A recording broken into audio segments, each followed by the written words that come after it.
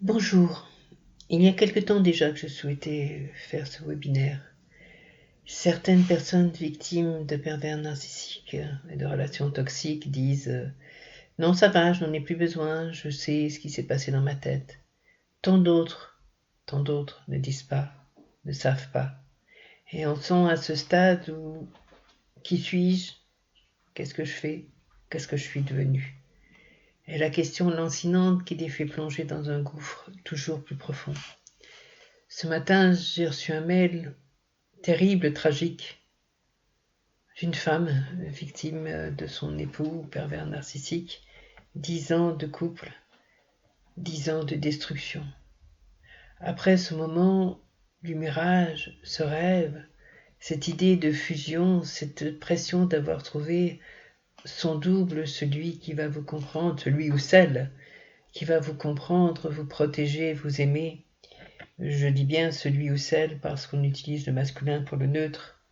En français, mais pervers narcissique, c'est homme ou c'est femme, c'est un trouble mental, c'est une maladie psychique, c'est un développement du narcissisme qui a été perverti, dévié, mal construit, et qui donne ce véritable trouble mental, cette maladie psychique, si difficile à guérir pour des tas de raisons, dont certaines dont on parle dans d'autres webinaires. Qu'est-ce que je suis? Quand je me vois en photo, dit cette femme, quand je vois les photos de cette femme forte, pleine d'allant, je ne me reconnais plus. Je suis de plus en plus fragile, je ne suis plus que l'ombre de moi-même, je ne suis plus que son ombre. Je n'ai même plus assez de valeur pour qu'il me fasse participer à ses sorties extérieures. Qu'est-ce que c'est ça? Ça, c'est devenir l'esclave de quelqu'un. Devenir l'esclave, c'est ne plus avoir de personnalité, c'est ne plus avoir le droit à la vie, c'est ne plus être rien. L'esclavagisme, on connaît un peu, on en connaît l'histoire, ma terrible histoire. Elle existe encore au temps moderne. Qu'est-ce que fait d'être une personne perverse narcissique que vous réduire en esclavage? Mais pourquoi n'ai-je pas résisté? Pourquoi est-ce que je me suis fait avoir? Pourquoi est-ce que je n'ai pas combattu? Pourquoi j'ai essayé de me battre pour d'eux? Pourquoi j'ai tout accepté? Pourquoi? Parce que derrière le beau décor, derrière le rêve, derrière le magicien qui vous faisait croire que la vie allait être un vrai moment de bonheur, il y avait le visage du monstre, il y avait la prison dans laquelle il allait vous enfermer, vous et vos illusions. Le mirage, c'est une illusion. Le mirage, si on reste devant dans le désert, on en meurt, parce que l'oasis n'existe pas. Alors, qu'est-ce qui s'est passé? Il s'est passé que vous étiez en plein rêve, que vous viviez une communion, que vous viviez quelque chose de bien, de super, vous étiez bien. Vous aviez trouvé l'autre, cet autre que vous cherchiez. Et au plein milieu de cette sensation de bien-être, coup de foudre, coup de tonnerre, la première claque arrive, morale la plupart du temps, rarement physique. Les pervers narcissiques évitent la violence physique parce qu'elle peut créer des ennuis, tout simplement. C'est l'ébranlement, c'est le coup de foudre qui foudroie l'arbre que vous étiez, avec ses belles feuilles vertes, tout épanoui, tout heureux. C'est le chêne que le pervers narcissique a rencontré, parce que n'oubliez pas que lorsqu'il vous rencontre, il a admiré votre force, il a admiré votre côté battant, il a admiré votre capacité à être bien avec les autres, à sourire, à aimer, à être aimé. Tout ça foudroyé d'un coup, à terre. Vous vous êtes relevé, secoué. Il a soit remis un deuxième coup violent, soit il vous a ramassé, consolé, s'est excusé, s'est fait pardonner. Et puis le rêve était si beau qu'on a envie d'y croire, et vous avez voulu y croire. Et petit à petit, jour après jour, dose après dose, le cauchemar a succédé au rêve. La prison s'est refermée sur vous. il était trop tard pour en sortir. C'est un bourreau qui vous amène dans une sorte de petit palais avec un jardin merveilleux, qui vous présente votre chambre et qui en partant ferme la porte à clé. Par sécurité, dit-il. Ça vous étonne bien sûr au départ, mais bon, il est si charmant. Et puis, charmant jour, charmant de jour, je visite le jardin, etc. Je suis dans l'allégorie, je vous raconte l'histoire, mais ça ressemble à ça. Et puis pendant 2 jours, plus personne. Plus de nouvelles, il disparaît, devient froid. Et quand il revient, alors que lui demandait mais que s'est-il passé? Tu m'as oublié dans cette pièce, j'étais enfermé. Il devient dur, il devient méchant, il vous attaque, il vous blesse, il vous méprise. Et vous ne comprenez pas. Et vous restez là, sans mots, figé, vous demandant si vous rêvez, que s'est-il passé? Et insidieusement, qu'avez-vous fait pour que ça se passe comme ça? C'est comme ça que ça commence. Mais qu'est-ce que j'ai fait? Bien sûr, quand on est de bonne foi et qu'on est attaqué de manière traître, comme ça, on se demande en se retournant sur soi-même, mais qu'est-ce qu'on a bien pu faire pour mériter une telle colère, de telles remarques, une telle attitude? Rien. Et c'est là le problème. Et c'est là où on descend d'un cran. Rien. Donc on ne comprend pas. Et quand on ne comprend pas, on est vulnérable, parce qu'on est perdu. Petit à petit, il vous a renvoyé des défauts, des petits défauts physiques, mentaux, des doutes sur vous-même, sur vos qualités, des critiques sur vos amis, votre famille. Il a éloigné le cercle qui aurait pu vous ouvrir les yeux, parce qu'il n'a qu'une peur, c'est que vous ouvriez les yeux. Mais pourquoi est-il passé de ce côté charmant à ce côté... Je ne comprends pas, qu'est-ce qui s'est passé? Qu'est-ce que j'ai fait? En quoi me suis-je transformée? Qu'est-ce que j'ai changé? Ma coiffure, mes habits, ma manière de parler? Est-ce que j'ai été moins coquette? Non, non, vous n'avez rien changé, bien au contraire, c'est lui. C'est votre bourreau qui s'est rendu compte qu'il ne pouvait pas être comme vous, qu'il ne pourrait jamais vous ressembler, qu'il n'était qu'un jet qui ne pourrait jamais se parer des plumes du paon, comme dit la fable.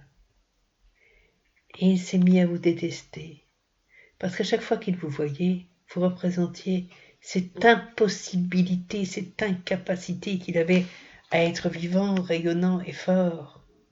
Même si aux yeux du public, il le sent, bien sûr, il est charmant, tout le monde l'adore.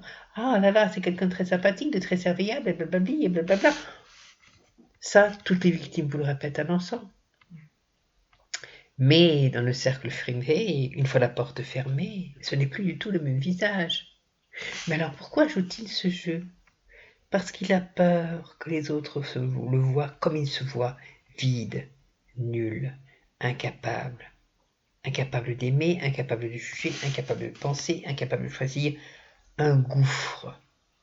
Et oui, c'est pour ça qu'il vous compare à ce vide et à cette nullité, parce qu'il ne supporte pas de voir en vous ce qu'il est. Alors, comme c'est une maladie mentale, dans sa folie, entre guillemets, il va expulser, rejeter sur vous tout ce qu'il est en lui. Il ne veut pas se détruire, il lutte pour sa survie, c'est psychique. Et pour survivre, il lui faut une victime qui devienne, en termes très crus, le dépotoir de son mal-être. Ce que vous pensez être, c'est ce qu'il se voit. Ce qu'il a réussi à instiller dans votre tête, cette faible idée de votre valeur, c'est la sienne, juste la sienne. Et pourquoi est-ce qu'il insiste? Et pourquoi est-ce qu'il est dur? Et pourquoi est-ce qu'il vous méprise? Et pourquoi est-ce qu'il vous maintient à terre? Parce que si vous vous relevez, il n'aura plus ce dépotoir, il n'aura plus cet expulsoire, cet exutoire à son mal-être. Et il va se retrouver face à lui. Plus le temps passe, plus votre relation est longue, plus vous devenez vital pour PN.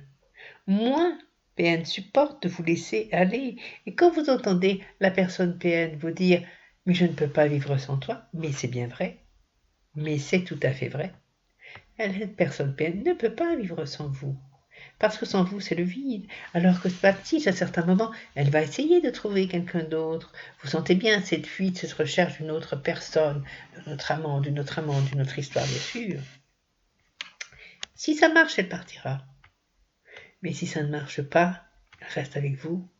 Parce que vous, écrasé comme vous êtes, vous continuez à lui renvoyer qu'il ou elle existe, qu'il ou elle est, qu'il ou elle est puissant, qu'il ou elle peut contrôler quelqu'un, en faire son esclave. L'autre est mon esclave, c'est un objet que je contrôle, dont j'existe. L'autre est un objet, car l'autre au sens humain n'existe pas dans le développement pervers narcissique. La personne perverse narcissique n'a pas pu accéder à ce qu'on appelle l'altérité, au sens de l'autre. Elle est restée sur un vide intérieur où sa personnalité ne peut pas vraiment se développer, où il n'a pas conscience d'exister, d'être, parce qu'il n'a pas pu avoir accès à cet échange avec l'autre qui se fait vraiment tout au début de la vie, vers 2-3 ans. Ça se bloque là, pour des raisons, là aussi, que j'ai exposées dans d'autres webinaires et que d'autres exposent tout aussi bien. C'est ça le départ du trouble mental pervers narcissique. La manipulation, c'est pour le cacher au monde. C'est pour ne pas souffrir d'être contrôlé par l'autre. Car au départ, le pervers narcissique est un objet pour un autre pervers narcissique, qui est son parent. Il a appris de son parent en l'imitant à être ce qu'il est. Et il l'a très bien imité, il a très bien compris, il le reproduit. J'existe parce que je suis fort, parce que je contrôle.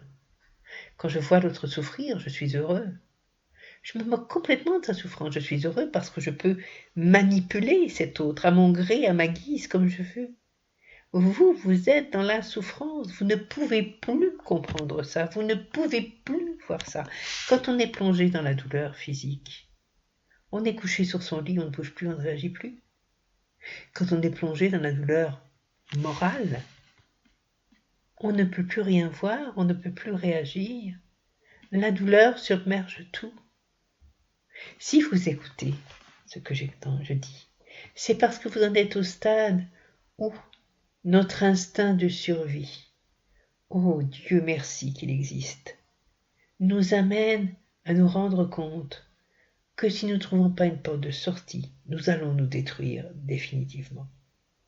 Nous allons en mourir. Mais quelque chose en nous, d'animal, la survie, nous dit que ce n'est pas juste, qu'il y a autre chose à faire, que nous sommes en danger, en grand danger, en danger mortel. Alors, vous écoutez. Alors, que peut-on faire? Alors, c'est là qu'il faut. Les webinaires sont tous faits pour ça. Dedans, on me le dit, on me le redit, et ça me touche à chaque fois, et j'en suis heureux. Ils aident. Il y en a beaucoup sur cette chaîne. Il faut fouiller. Il ne faut pas s'arrêter au premier. Il faut fouiller toute la chaîne. Il y a 2 pages de webinaires. Dedans, on trouve les trucs, les astuces, les réponses, comment faire, comment ne pas faire, comment se comporter. Il faut commencer à regarder cela, à écouter, à faire ce qui est dit, à se comporter comme il est expliqué, pour pouvoir souffler un tout petit peu, reprendre un tout petit peu ses esprits et préparer ce qui est son départ, sa fuite. Courage, fuyons. On ne peut pas rester avec une personne PN quand on est sa victime. Parce que de toute façon, on ne pourra pas l'aider à guérir. Alors il y a des gens qui vivent depuis 40 ans et qui me disent je ne peux pas partir. Pour celle-là, il y a le webinaire qui explique comment se comporter avec, tant qu'on vit avec. Parce qu'on peut aussi faire ça.